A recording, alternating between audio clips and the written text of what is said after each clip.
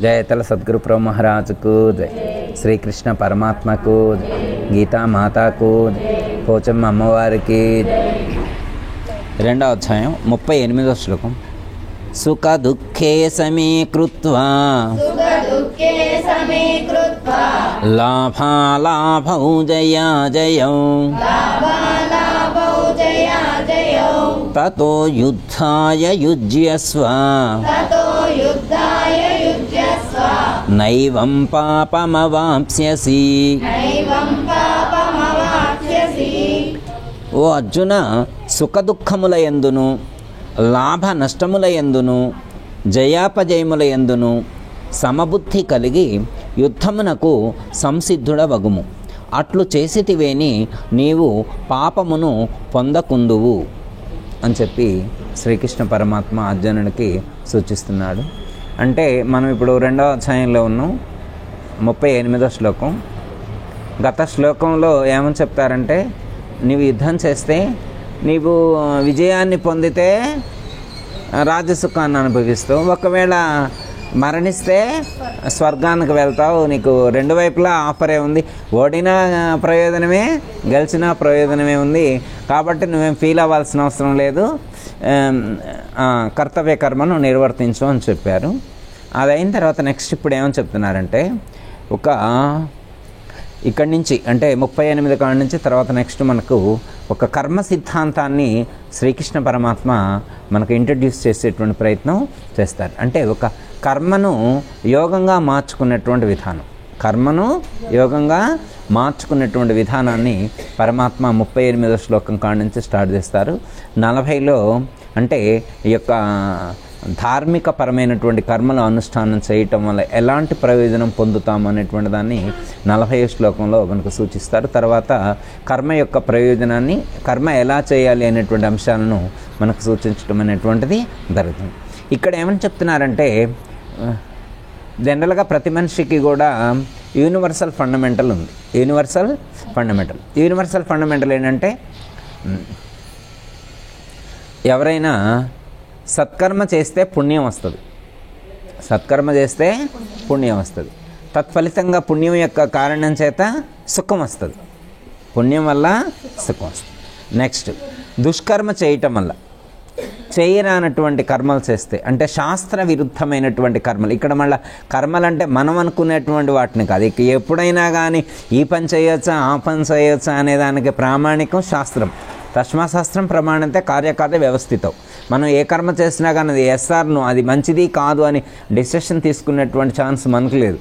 ఎందుకంటే మనం పరిమితమైనటువంటి దృష్టితో ఆలోచిస్తాం. మన నాలెడ్జ్ వేరనమాట, కానీ శాస్త్రం యొక్క నాలెడ్జ్ వేరనమాట.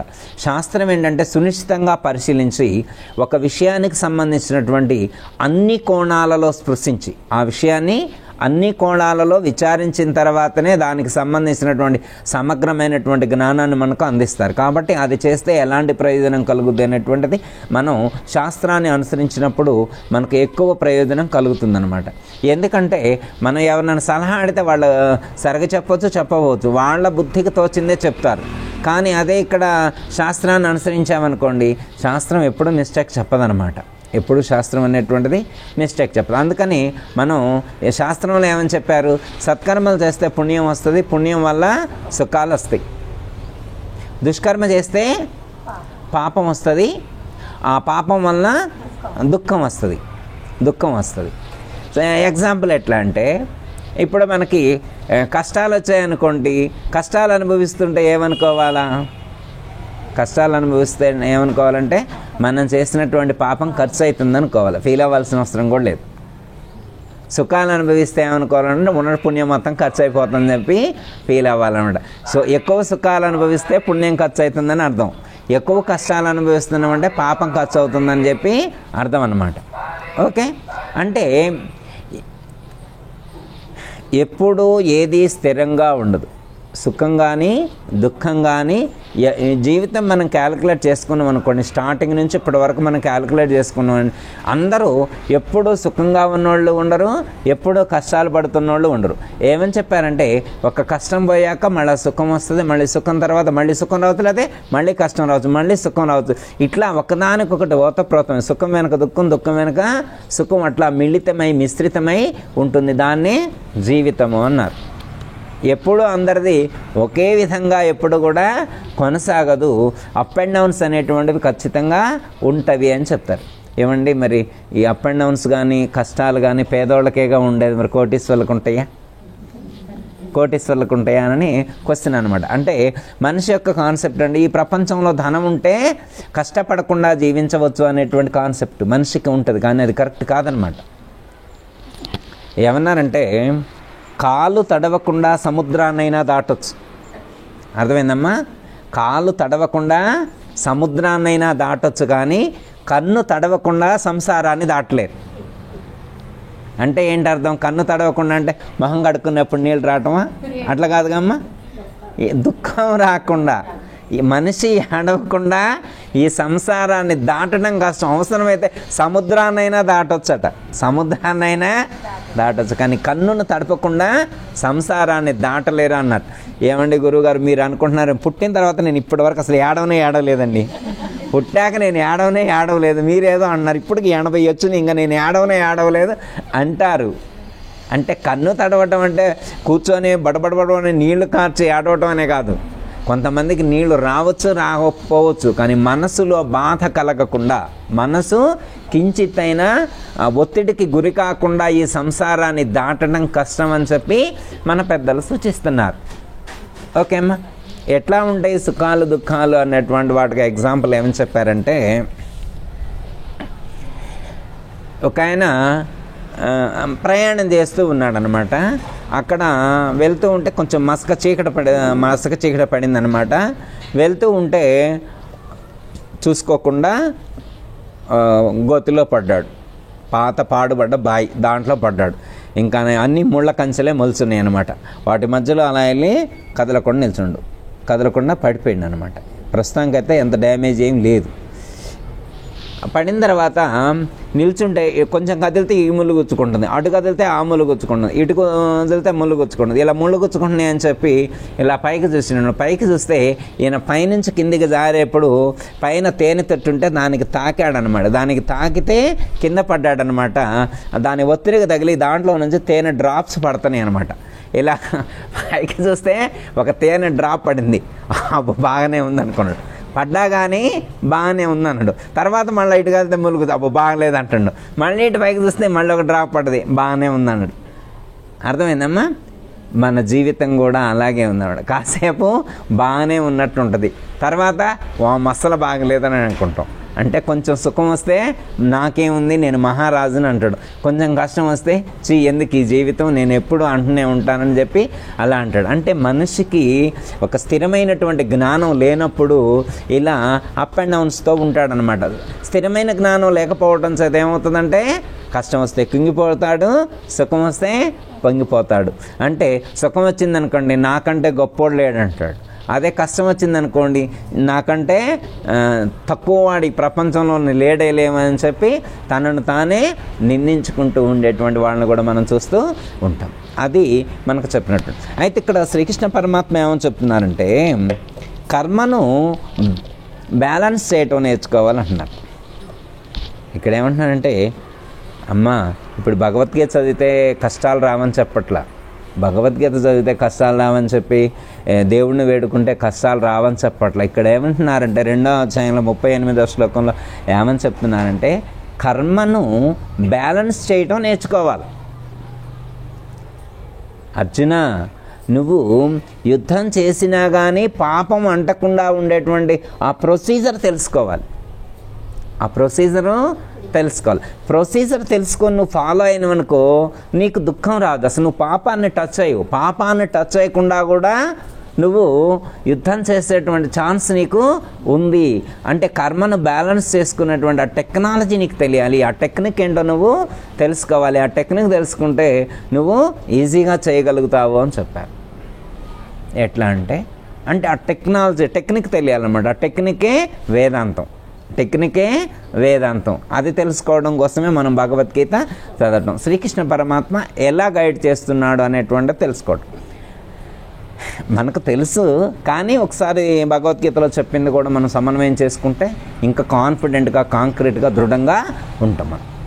సపోజ్ ఉదాహరణకి మనం వంట చేస్తూ ఉంటాం కదా. పొయ్యి మీద పాత్ర వేడిగా ఉంది. ఆవిడ గారు వేరే పనిలో సీరియల్ వస్తుంది అనుకోండి, మన భాషలో మరి అంటే పొద్దాకలంటే బాగోదేమో అనుకుంటున్నా కానీ సీరియల్ వస్తుంది. ఆయన గారిని ఏమని చెప్పిందంటే, ఏమండి అన్నం మాడిపోతుంది గిన్నె దించండి అని చెప్పింది. అన్నం మాడిపోతుంది గిన్నె దించండి, మంచి బిట్ వస్తుంది. ఇప్పుడు అత్తగారు కోడలను కొట్టే సీన్ వస్తుందన్నమాట. ఎన్ని రోజుల నుంచో ఎదురు చూస్తున్నాయి. ఇన్ని సీరియల్ చాలా ఇట్లో కోడలు కొడుతున్నారు కానీ అత్తగారు కోడలను కొట్టడం అనేది ఈ మధ్యకాలం రాలేదు. ఇప్పుడు అలాంటి సీన్ వస్తుంది, అది నేను మిస్ కాకూడదు, కొంచెం ఆ గిన్నె దించండి పొయ్యి మీద నుంచి అని చెప్పింది. ఇప్పుడు ఇంతకు వచ్చిన తిప్పలేంటి, పొయ్యి మీద గిన్నె వేడిగా ఉంది, దాన్ని దించండి అని చెప్పింది.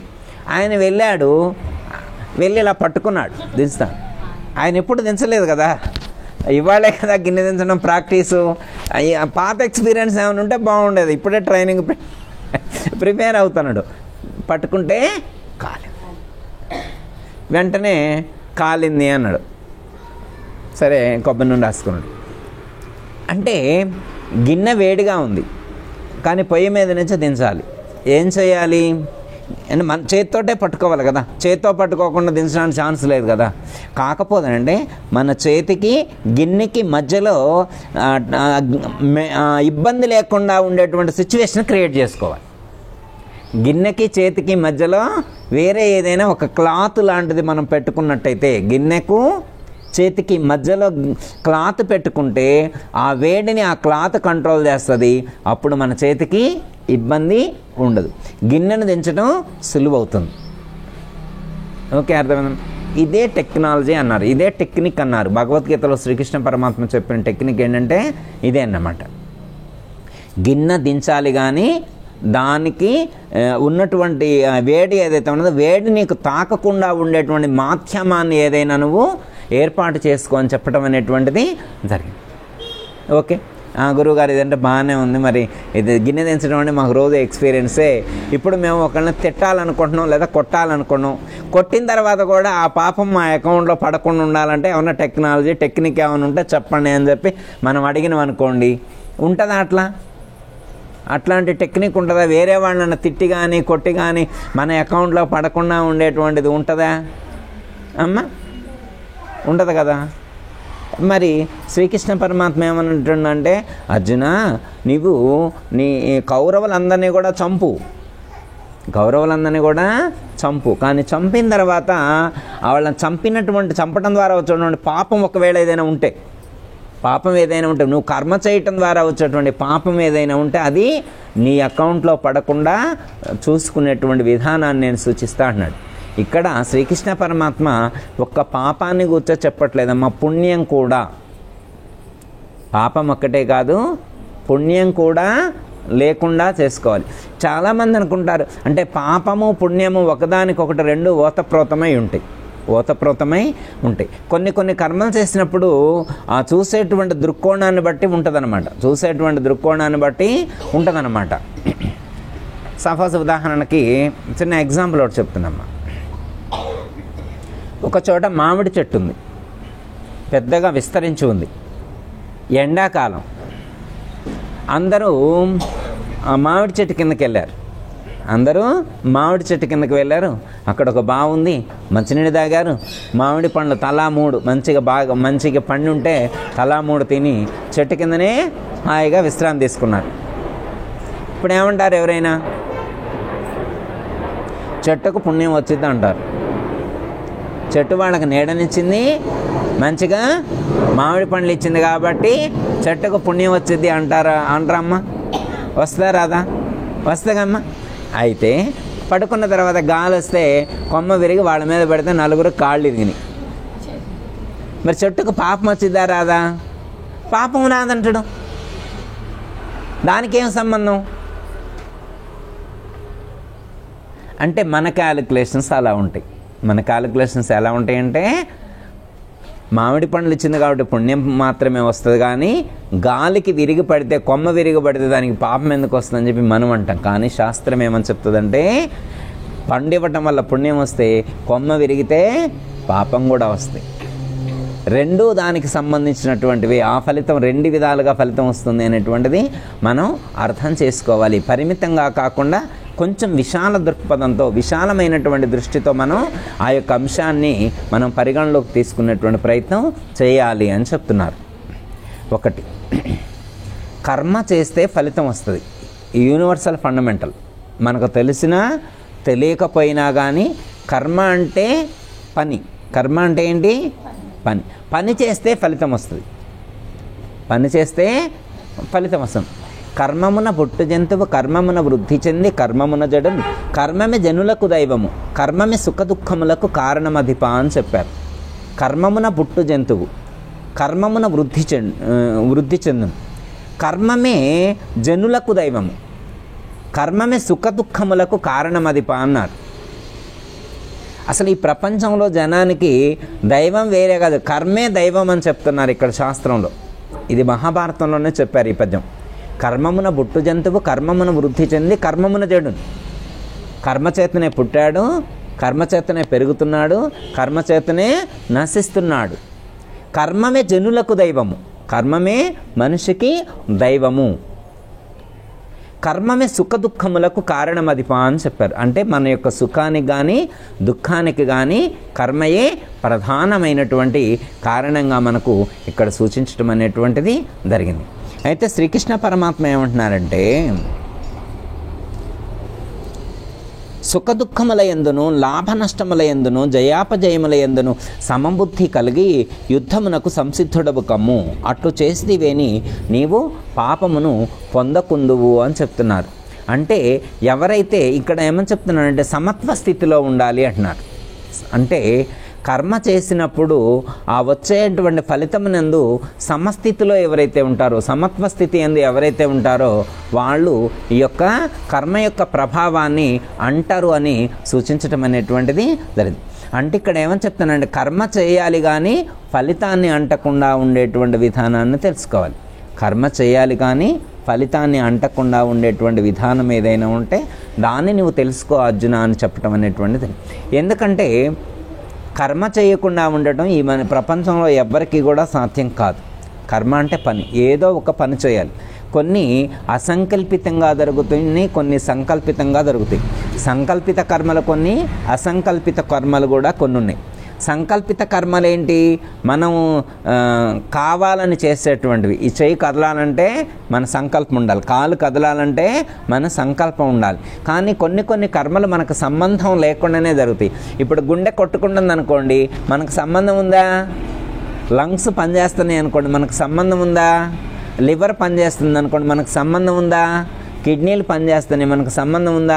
అవన్నీ మన శరీరంలో భాగాలే అయినప్పటికీ కూడా మనకు సంబంధం లేకుండానే అవి పనిచేస్తూ ఉన్నాయి. కొంతమంది యోగులు ఏం చేస్తారంటే నేను ఎలాంటి కర్మలు చేయను అని చెప్పి హిమాలయాల వంటి ప్రదేశాలకు వెళ్ళి, లేకపోతే కొంతమంది సీక్రెట్ ప్లేసెస్కి వెళ్ళి, అంటే కొండ గుహల్లోకి అలాంటి ప్రదేశాల్లోకి వెళ్ళి వాళ్ళు మేము భౌతికమైనటువంటి కర్మలు చేయను, ఎలాంటి కర్మలు చేయను అని చెప్పి కూర్చొని ధ్యానం చేయటం అనేటువంటిది మనం చూస్తూ ఉంటాం. అలా ధ్యానం చేస్తూ ఉంటే ఇప్పుడు ఆయన ఏం కర్మ చేయట్లేదు అనుకుంటాం.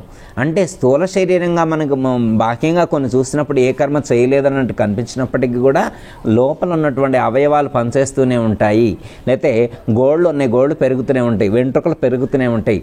శరీరంలో ఉన్నటువంటి మాంసం కానీ శరీరం పెరగటం కానీ తగ్గటం కానీ మార్పులు అనేటువంటివి ఇవన్నీ కూడా కర్మలో భాగమేనమాట.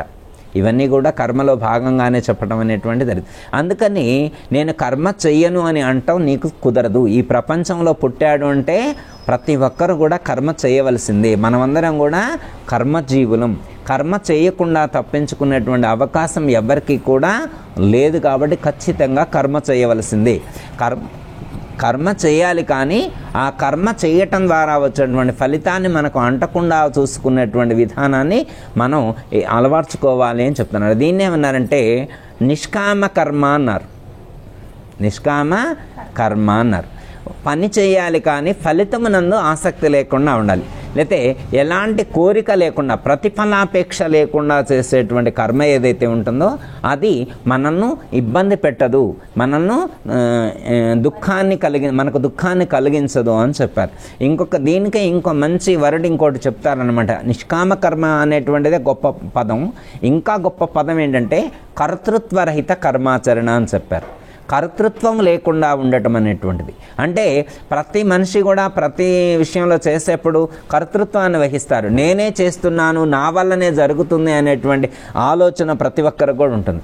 అంటే నా వల్ల కాదు జరిగేటువంటిది, నా వల్ల జరగట్లేదు, ఇదంతా కూడా దైవానుగ్రహంతో జరుగుతుంది. ఇదంతా కూడా ఎలా జరుగుతుంది? దైవానుగ్రహంతో జరుగుతుంది అనేటువంటి జ్ఞానంతో మనం జీవించగలగాలి. అంటే ఎగ్జాంపుల్, మన థాట్ ఎలా ఉంటుంది? మన థాట్ ఒక విధంగా ఉంటుంది. సపోజ్ ఉదాహరణకి పొలంలో వెళ్ళి విత్తనాలు చల్లామనుకోండి, పంట పండింది అనుకోండి. ఎవరి వల్ల పండిందంటే ఏం చెప్తాం? నేనే పండించా అంటాడు. నేనే పండించా. భూమిని ఏమైనా మనం పుట్టించామా? నీళ్ళు ఏమైనా మనం పుట్టించామా? గాలి ఏమైనా మనం పుట్టించామా?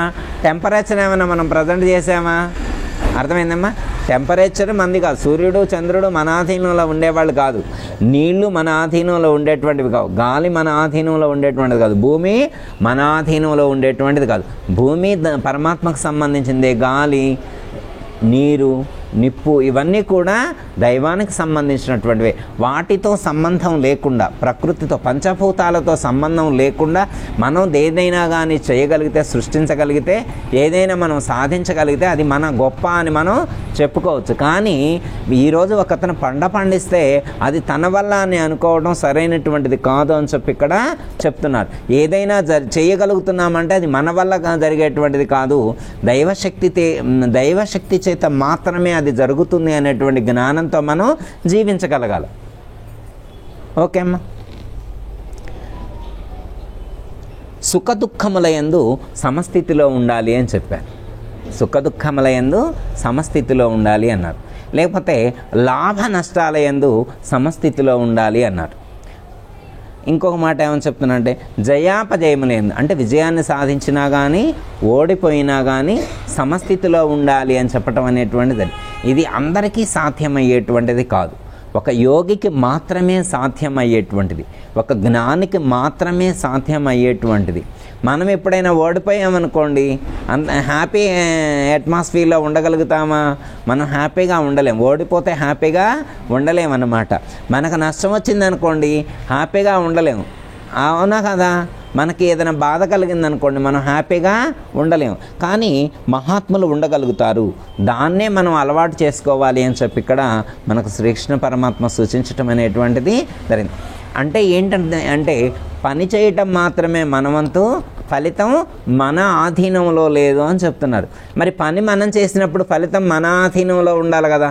ఫలితాన్ని మనం కదా డిసైడ్ చేయాల్సింది. పని చేసిన వాడే ఫలితాన్ని డిసైడ్ చేయాలి కదా. అది యూనివర్సల్ కదా, లోకంలో అందరికీ వర్తించేటువంటిదే కమ్మా. ఇప్పుడు మనం పని చేస్తే ఫలితం ఎవరు డిసైడ్ చేయాలా? పని చేసినోడే కదా డిసైడ్ చేయాల్సింది. మరి ఇక్కడ నువ్వు పని మాత్రమే చేయి, ఫలితాన్ని నువ్వు డిసైడ్ చేయమాకనని అంటాడు. ఫలితాన్ని గురించి నువ్వు ఆలోచించవద్దు అంటారు. ఫలితంతో నువ్వు అటాచ్మెంట్ పెట్టుకుంటేనే నీకు దుఃఖం కలుగుద్దు అంటున్నారు. ఒక ఆయన బిజినెస్ పెట్టాడనుకోండి, ఆ బిజినెస్లో లాభం రావాలా నష్టం రావాలా అనేటువంటిది ఈయన మీద డిపెండ్ అయి ఉంటుందా, దైవం మీద డిపెండ్ అయి ఉంటుందా? మన మీదనే డిపెండెంట్. ఇంకా తేలికలో అర్థం కావడానికి, ఒక ఆయన సాఫ్ట్వేర్ ఇంజనీరు ఉద్యోగం చేస్తున్నాడమ్మా. ఇప్పుడు ఉద్యోగం చేస్తే నెల జీతం ఇతరికి రావాలా, భగవంతుడికి వెళ్ళాలా? మరి అదేంది అని అట్లా అంటాడు పరమాత్మ. కర్మణ్యేవాధికారస్తే మా ఫలేషు కదాచన మా కర్మఫల హేతుర్భు మాతే సంగోస్వకర్మణి. నాయన కర్మలు చేయటం ఏంది నీకు అధికారం ఉంది, కానీ కర్మఫలాల ఎందు నీకు అధికారం లేదు. అదేంది? పని నేను చేసినప్పుడు ఫలితం మీద నాకు రైట్ ఉండాలి, కానీ ఇంకెవరు కంట్రోల్లోనే పెట్టడం అది ఎక్కడ పద్ధతి అమ్మా? ఇప్పుడు మనం వ్యవసాయం చేసినాం అనుకోమ్మా, వచ్చిన పంట అంతా మన ఇంటికి తెచ్చుకుంటామా, గుడికి పంపిస్తామా? అంతే. వ్యాపారం చేస్తే వచ్చిన డబ్బులు మనం తీసుకుంటామా, హుండీలో వేసేస్తామా? భగవద్గీతలో అట చెబుతాడండి పరమాత్మ, పనులు చేయటం ఎందే నీకు అధికారం ఉంది కానీ ఫలితాల యందు నీకు అధికారం లేదంటాడు.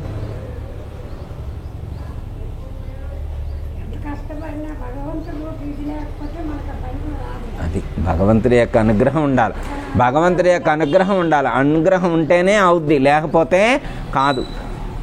అది అంటే ఇక్కడ ఏంటంటే మనకి పని చేయటమే ఏంది ఆసక్తి కానీ అధికారం, హక్కు మనకి, మన రైట్ ఎంతవరకు అంటే పని చేయటం వరకే. కానీ ఫలితం మీద నీకు హక్కు లేదని చెప్తున్నారు. ఎందుకు? మనం చేసినప్పుడు మనకు హక్కు ఉండాలి కానీ మన హక్కును తీసుకువెళ్ళి ఇంకెవరికో అప్పచెప్పటం ఇదేంటి? ఇది ఎక్కడ ఒప్పుకుంటారు? ఎవరైనా లోకం ఒప్పుకుంటుందా? అప్పుడు ఇట్లా చెబితే భగవద్గీత చదువుతారు ఎవరైనా? అందుకే భగవద్గీత ఎవరు చదవంది, ఇట్లా చెప్పారు కాబట్టి. పనులు చేసి డబ్బులు ఆయనకి ఇవ్వాలంట, ఉద్యోగం మనం చేసి డబ్బులు ఆయనకి ఇవ్వాలంట. ఎవరు ఒప్పుకుంటారమ్మా? ఎవరు ఒప్పుకోరు. అంటే పరమాత్మ చెప్పేది మనం సరిగ్గా అర్థం చేసుకోవాలి. సరిగ్గా అర్థం చేసుకోకపోతే ఇట్లే అర్థమవుతుంది మనకి. సరిగ్గా అర్థం చేసుకోకపోతే ఇట్లే అర్థమవుతుంది. మరి ఆయన ఎట్లా చెప్పారు స్వామి? పరమాత్మ ఇలా కాదా చెప్పింది, ఇలానే. కానీ కొంచెం సమన్వయం చేసుకునేటువంటి ప్రయత్నం మనం చేయాలి. పరమాత్మ మనకు ఏమంటున్నానంటే ఫలితంతో అటాచ్మెంట్ నువ్వు పెట్టుకుంటే నీకు దుఃఖం కలుగుతుంది. మనిషి యొక్క దుఃఖానికి కారణం ఫలితం కూడా కాదనమాట. ఫలితం ఏదొచ్చినా కానీ ఫలితమునందు మన డిసిషన్ ఉంటుంది చూడండి. ఆ డిసిషన్ వల్ల అంటే నాకు ఇంత ఫలితం రావాలి అనేటువంటి డిసిషన్, ఒక నిర్ణయం తీసుకుంటాను చూడండి. అలాంటి నిర్ణయం తీసుకోవటం వల్ల దుఃఖం వస్తుంది. ఫలితం రావటం వల్ల దుఃఖం కాదు. ఫలితం రాకముందే నిర్ణయం తీసుకుంటాం కదా. ఎలాంటి ఫలితం రావాలో ముందే నిర్ణయించుకుంటాం కదా. ఎంత ఆదాయం రావాలో ముందే డిసిషన్ తీసుకుంటాం కదా. ఎంత ఆదాయం రావాలో ముందే నిర్ణయించుకోవటం వల్ల, ఎలాంటి ఫలితం రావాలో ముందే నిర్ణయించుకోవటం వల్ల దుఃఖం. అబ్బాయికి పెళ్ళైతే సంతోషమే, అర్థమైందమ్మా? అబ్బాయికి ఉద్యోగం వచ్చినా సంతోషమే, పెళ్ళైనా సంతోషమే. కానీ వీళ్ళు మనవడ పుట్టాలనుకున్నారు. ఇప్పుడు వచ్చిన చిక్కంతా పెళ్ళి అవ్వటం వల్ల ఇబ్బంది ఏం లేదు. పెళ్ళి అవ్వడం వల్ల ఇబ్బంది ఉందా? కట్నం తక్కువ ఇచ్చినా ఏం ఇబ్బంది పడలేదమ్మా. కట్నం తక్కువ ఇచ్చినా ఏం ఫీల్ అవ్వాలి వీళ్ళు. కానీ ఎప్పటి నుంచో కోరిక అన్నమాట, వాళ్ళకి వారసుడు పుట్టాల, మనవడ పుట్టాలి. ఇప్పుడు వచ్చిన ప్రాబ్లం అంతా అది. ఉద్యోగం రానందుకు ఇబ్బంది ఏం లేదమ్మా. ఉద్యోగం వచ్చింది సంతోషమే. ఉద్యోగం రావటం ఒక్కటే ఇంపార్టెంట్ కాదనమాట. వీళ్ళు ఆశించినంత జీతం రాలేదు. అర్థమైందమ్మా? ఇప్పుడు పరమాత్మ చెప్పేది అదే అనమాట. ఫలితంతో నీకేమని ఎంత జీతం రావాలో నువ్వు డిసైడ్ చేయటం ఏంటి? నీకెంత జీతం రావాలో డిసైడ్ చేయటం నువ్వా నేనా?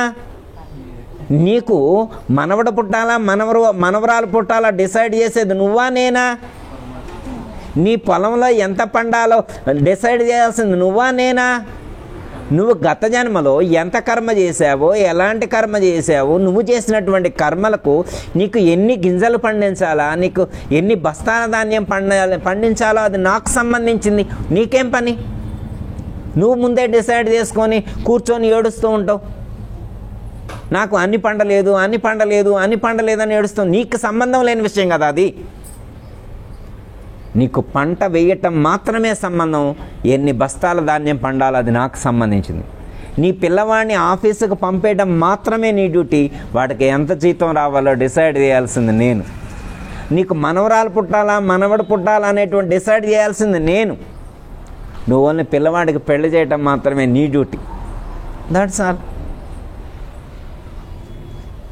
అంటే అమ్మా, ముందే మనం నిర్ణయాలు తీసుకోవడం వల్ల నాకు అది కావాలి ఇది కావాలి అనేటువంటి కొన్ని నిర్ణయాలు తీసుకోవటం చేత అవి ఫలించకపోవటం చేత మనిషి దుఃఖాన్ని పొందుతూ ఉన్నాడు. చిన్న ఎగ్జాంపుల్ ఒకటి. ఒక ఫ్రెండు చాలా రోజుల తర్వాత వాళ్ళ ఫ్రెండ్ ఇంటికి వెళ్ళాడు. ఒక ఫ్రెండు చాలా రోజుల తర్వాత వాళ్ళ ఫ్రెండ్ ఇంటికి వెళ్ళాడు. వెళ్తే వినేసరికి వాళ్ళ ఫ్రెండ్ కూర్చొని ఏడుస్తున్నాడు.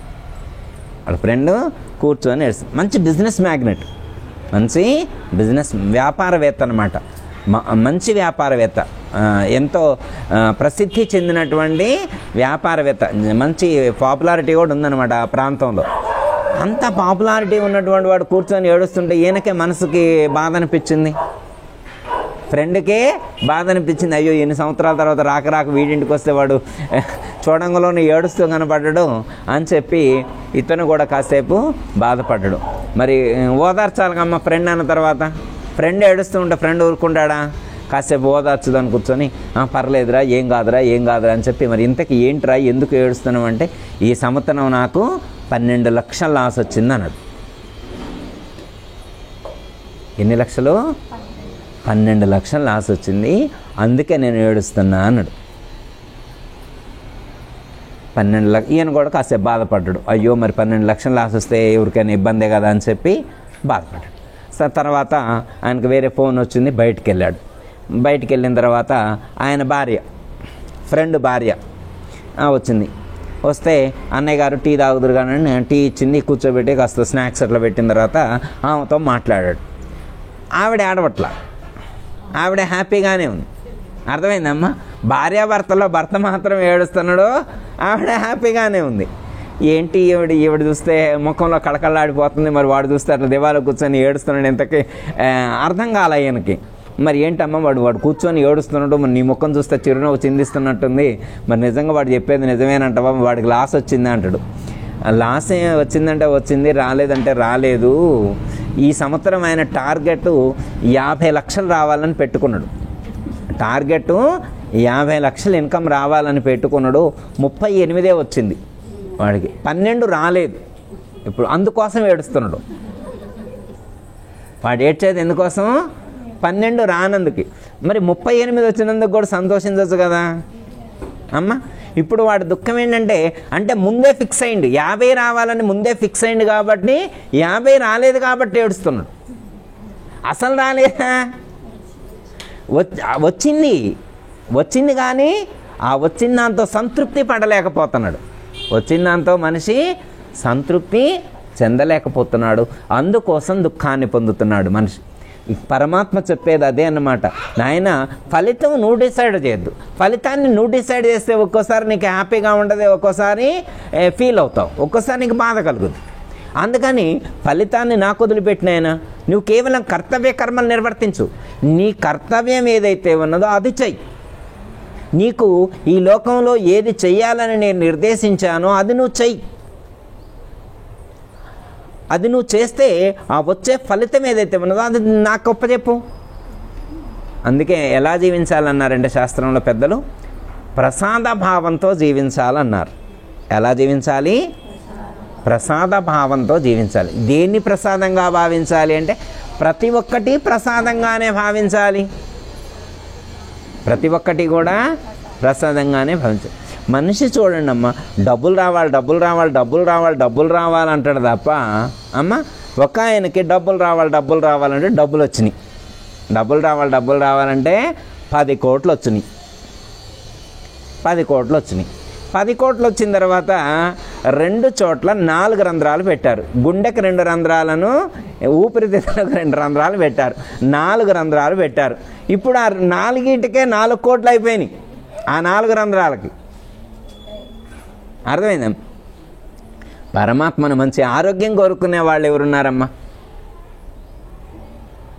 ఎంతమంది ఉంటారు ఆరోగ్యాన్ని కోరుకునేవాళ్ళు? ధనాన్ని కోరుకునే వాళ్ళు ఎక్కువ కనబడి, ఆ డబ్బులదే ఉందండి, ఆరోగ్యాన్ని ఉంది, ఆరోగ్యం బాగానే ఉంటుంది, దానిదే ఉంది, నొప్పులు వస్తే మాత్ర వేసుకోవచ్చు, దానిదే ఉంది, కాసిన డబ్బులు ఇప్పేయండి గురువుగారు, మోకాళ్ళ నొప్పులు తగ్గడానికి మెంతో ప్లస్ అయినా రాసుకోవచ్చు, జండు బామ్ అయినా రాసుకోవచ్చు, డబ్బులు లేకపోతే హ్యాపీగా ఎలా ఉంటామండి అంటాం. కానీ మన ఆనందాలన్నీ కూడా డబ్బుతోనే ముడిపడి ఉన్నాయనేటువంటి ఉద్దేశంతో రూపాయి బిళ్ళ చుట్టూ తిరుగుతుంది లోకం మొత్తం ఎక్కడ తిరుగుతుంది? రూపాయి బిళ్ళ చుట్టూ తిరుగుతుంది. ఆ రూపాయి బిళ్ళను పక్కన పెట్టి భగవంతుడి చుట్టూ తిరిగితే మనకి చక్కటి ఆరోగ్యం ఉంటుంది, ఆనందాన్ని కూడా ఇస్తాడు. కాకపోతే ఏంటంటే, పరమాత్మ ఇచ్చేటువంటి ఆనందం ఏదైతే ఉన్నదో దాన్ని మనం అనుభవించగలగాలి. పరమాత్మ ఇచ్చినటువంటి ఆనందాన్ని మనం చూడగలగాలి. పరమాత్మ ఇచ్చేటువంటి ఆ యొక్క సౌఖ్యం ఏదైతే ఉంటుందో దాన్ని మనం దర్శించగలగాలి. ఎందుకంటే ప్రతి మనిషి యొక్క కాన్సెప్ట్ ఏంటంటే, ఉన్నదానితో సంతృప్తి పడట్లేదు. 2 కోరికలు మనిషికి, ఉన్నది చాలదు, కొత్తది రావాలి.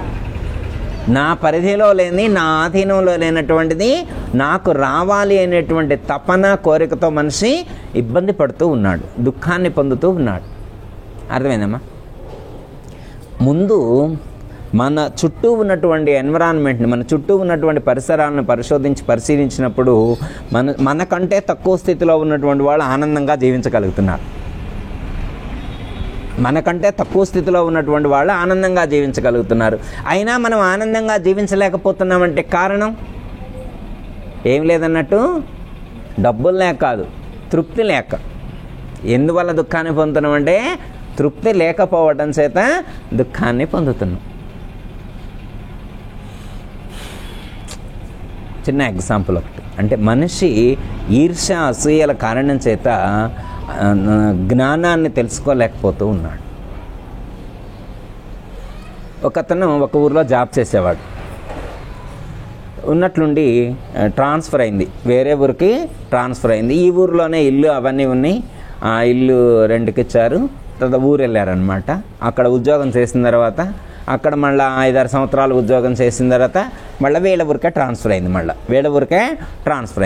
వీళ్ళ ఊరికే ట్రాన్స్ఫర్ అయితే వాళ్ళ పిల్లలే ముందొచ్చి ఇల్లు మొత్తం, ఇంట్లో ఉన్న ఖాళీ చేసి మొత్తం మళ్ళీ పెయింట్స్ వేయించి మంచిగా ప్రిపేర్ చేసి వచ్చారు. వచ్చిన తర్వాత ఒకరోజు ఆయన బ్రష్ చేసుకుంటూ ఇలా బ్రష్ పెట్టి ఇట్లా చెయ్యి బయటికి రాట్లా. ఓకే, ఆ ఇంటి ఓనర్కి బ్రష్ చేసుకుంటుండు, చెయ్యి ఇలా పెట్టాడు, స్టక్ అయిపోయింది, కదలట్లేదు అనమాట. ఏం చేసినా అర్థం కావట్లేదు. మళ్ళీ అక్కడి నుంచి లోపలికి తీసుకొస్తే నార్మల్ అవుతున్నాడు, మళ్ళీ ఇంటి ముందుకు తీసుకొస్తే ఏదో ఒక జరుగుతుంది. అమ్మాయి మంత్రం చేస్తున్నారు, ఎవరన్నా మాయ చేస్తున్నారు, ఏదో అర్థం కావట్లేదు మా ఇంట్లో వాళ్ళందరికీ. ఇక మరి లోకం తీరగా అమ్మ వాళ్ళు చెబుతారుగా, అక్కడికి వెళ్ళి తాయిత కట్టించుకో, ఇక్కడికి వెళ్ళి అది దారం కట్టించుకో, రకరకాలు చెప్తారుగా. అవన్నీ చేశారు, ఊళ్ళో చెప్పినవన్నీ చేశారు. ఎన్ని చేసినా కానీ మార్పు రావట్లేదు ఆయనలో. మార్పు రావట్లేదు. ఎందుకు మార్పు రావట్లేదు? హాస్పిటల్స్కి కూడా తీసుకెళ్ళారు. హాస్పిటల్కి తీసుకెళ్ళినా కానీ టాబ్లెట్ ఇస్తున్నారు. హాస్పిటల్లో బాగానే, ఇంట్లో నుంచి బయటికి బాగానే ఉంటుంది, కానీ ఇంట్లోకి వచ్చేసరికి పరిస్థితి అలా తయారైంది. అనుకుంటున్నారు ఇంట్లో మరి 5-6 సంవత్సరాల నుంచి ఇంట్లో ఉండలేదుగా, ఇంటికి ఏమైనా చేశారేమని ఒకటే ఆలోచన అనమాట. మరి ఇంటికి ఏమైనా చేస్తే అందరికి రావాలిగా ప్రాబ్లం. సపోజ్ అమ్మ ఇక్కడ ఏదన్నా కుళ్ళిపోయిందనుకో, వాసన ఒక్కడికే వచ్చిద్దా అమ్మ? అక్కడేదో పండు కుళ్ళిపోతే ఇటు పక్క ఉన్నటువంటి మా రాధక్కయ్య గారికి వాసన వస్తాయి, మనందరికి రాని వాసన వారొక్కరిగా వస్తే అది నమ్ముతామా? వస్తే అందరికి రావాలా? ఏదైనా ఇంటికి చేస్తే అందరికి చేయాలా, అందరికి రావాలా? ఆ ప్రాబ్లం ఒక్కడికి రావటం ఏంటి అని చెప్పి బాగా అన్ని రకాలుగా ఆలోచించి ఏం చేయాలో పాలు పోవట్లేదు.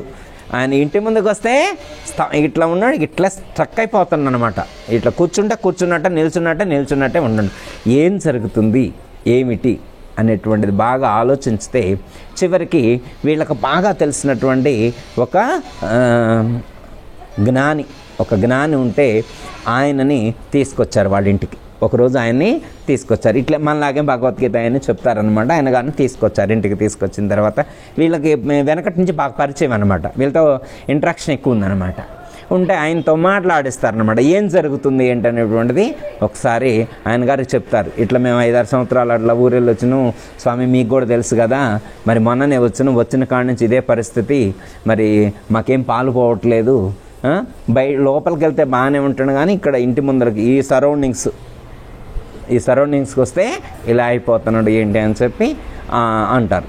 అప్పుడు ఆయన ఇల్లు మొత్తం తిరిగి వస్తున్నమాట. ఇటు దక్షిణం వైపు, పడమర వైపు, ఉత్తరం వైపు, తూర్పు వైపు మొత్తం ఇల్లు మొత్తం పరిశీలించిన తర్వాత మీ ఇంట్లో ఏమైనా మార్పు వచ్చిందా? ఏం మార్చలేదండి, గోడలన్నీ కూడా ఎప్పుడు సేమ్ అంతే ఉంచినాం అన్నారు.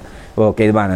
మీ ఇంటి చుట్టూ ఉన్నటువంటి వాళ్ళు ఏమైనా మార్పులు వచ్చినాయా చూడండి అన్నాడు. ఏమైనా చెట్లు కొట్టడం కానీ చెట్లు పెరగడం కానీ ఏమైనా ఉన్నాయంటే మొత్తం చూసారు, ఏమీ లేవు అన్నారు. కానీ ఇంటి ఎదురుగా వచ్చిన తర్వాత కొత్తగా ఇల్లు కట్టారండి, ఒకటి మా ఇంటి ఎదురుగా ఒకటి కొత్తగా కట్టారు అన్నాడు. ఎవరు వాళ్ళు అన్నారు. మా నాన్నగారి కొలిక్కండి అన్నారు. మా నాన్నగారితో కలిసి జాబ్ చేసే ఆయన అన్నారు. ఓకే, చూసారన్నమాట. అదే కలిసి చూస్తారు. వచ్చిన తర్వాత ఈయన గురువు గారు ఉరికనే అర్థమైందండి, మహాత్ముడు కదా, ఉరికనే అర్థం చేసుకుంటాడు.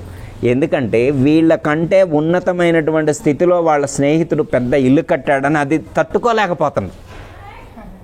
వీళ్ళకి చెప్పలేక తను తట్టుకోలేకపోతున్నాడు. వచ్చేసరికి తట్టుకోలేక నరాలన్నీ బిగుసుకుపోయి స్ట్రక్ అయిపోతాను.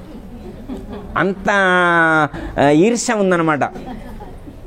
నేను ఇంత భక్తుడై ఉండి ఇంత మంచోడై ఉంటే మేం కట్టాలిగా నీళ్ళు, మేము అప్పుల పాలైపోతుంది, ఇంకా మాకు అప్పులే తీరలేదు, మా పిల్లగాడికి పెళ్ళే కాలేదు, వాళ్ళకి ఇద్దరు ఆడపిల్లలైనా కానీ వాడు బాగానే ఉన్నాడు, 3 అంతస్తుల బిల్డింగ్ కట్టిండు, కలర్ఫుల్గా ఉంది, మా ఇంటి ఎదురుగా అది కూడా వాడు, అది తట్టుకోలేకపోతాను అన్నమాట. అప్పుడు ఈయనకు విషయం అర్థమైంది. వాడికి చెప్తే వినట్లేడు. అప్పుడు భార్యకి సలహా చెప్తారు, ఆ ఇల్లు కనపడకుండా ఏదైనా చేయగలిగితే గోడ కట్టండి, లేకపోతే ఇది అమ్మి వేరే చోట కొనుక్కోండి, అట్లయితేనే వీడు బ్రతుకుతుడు. అప్పుడు పరిస్థితికి తగ్గట్టుగా ఇది అమ్మి వేరే ఇంటికి వేరే బడ్జెట్లో వచ్చిన ఇల్లు కొనుక్కున్నారు. హ్యాపీగా ఉండి అక్కడ. అంటే ఒక మనిషి యొక్క మనస్తత్వం తట్టుకోలేకపోతుంది అన్నమాట. అర్థమైందమ్మా? ఎందుకంటే సుఖంగా నేనుండాలి తప్ప ఎదుటివాడు ఉండకూడదు.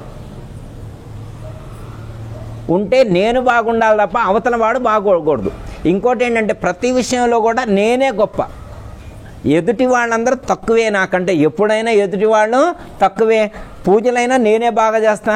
కార్తీక మాసంలో కార్తీక పురాణం కూడా నేనే బాగా చదువుతా. అసలు నేను ఎన్ని పూజలు చేస్తా అనుకుంటున్నారు, ఎన్ని దానాలు చేస్తా, అసలు నేను చేసినంత ధ్యానం ఎవరైనా చేస్తారా? ఎంత మంచిగా ధ్యానం చేస్తా నేను. అయినా నాకు ఎక్కువ కలిసి చేయట్లా దేవుడు. అసలు నాకు అస్సలు కలిసి రావట్లా. మరి పిన్ని గారు ఏం చేయదు, అసలు పిన్ని గారికి భక్తే లేదు, అయినా కానీ వాళ్ళకే మొత్తం పరమాత్మ వాళ్ళకే ఇస్తున్నా అనేటువంటి ఆలోచన. అమ్మ పరమాత్మ చెప్పేటువంటిది ఏంటంటే, నాయన నీ కర్మకు తగిన ఫలితం నీకు ఇవ్వబడుతుంది, వాళ్ళ కర్మకు తగిన ఫలితం వాళ్ళకి ఇవ్వబడుతుంది. కాబట్టి అది వాళ్ళు అనుభవిస్తే, అది దుఃఖాన్ని అనుభవించినా సుఖాన్ని అనుభవించినా అది వాళ్ళకు సంబంధించింది వాళ్ళదే, నీకు సంబంధించింది నీది. అందుకే ఇక్కడ ఏమంటున్నారంటే, పరమాత్మ ఏమంటున్నారంటే, ఇవ్వబడినటువంటి దాన్ని ప్రసాద భావంతో స్వీకరించాలి. ఎలాంటి భావంతో స్వీకరించాలి? ప్రసాద భావంతో స్వీకరించాలి. జై గురు. మరిన్ని ఆధ్యాత్మిక రహస్యాల కోసం అచల బోధ, ఆత్మబోధ, భగవద్గీత, అలాగే పండుగల్లో దాగిన అర్థాలు, అంతరార్థాల కోసం మరియు యోగము, ధ్యానము మొదలైన అనేక ఆధ్యాత్మిక తెలుగు ప్రవచనాల కోసం క్రింద ఉన్నటువంటి రెడ్ కలర్ సబ్స్క్రైబ్ బటన్ను క్లిక్ చేయండి. అలాగే ప్రక్కనే ఉన్నటువంటి గంట సింబల్ను నొక్కండి. అలాగే ఈ వీడియో మీకు నచ్చినట్లయితే లైక్ చేయండి మరియు షేర్ చేయండి. జై గురు.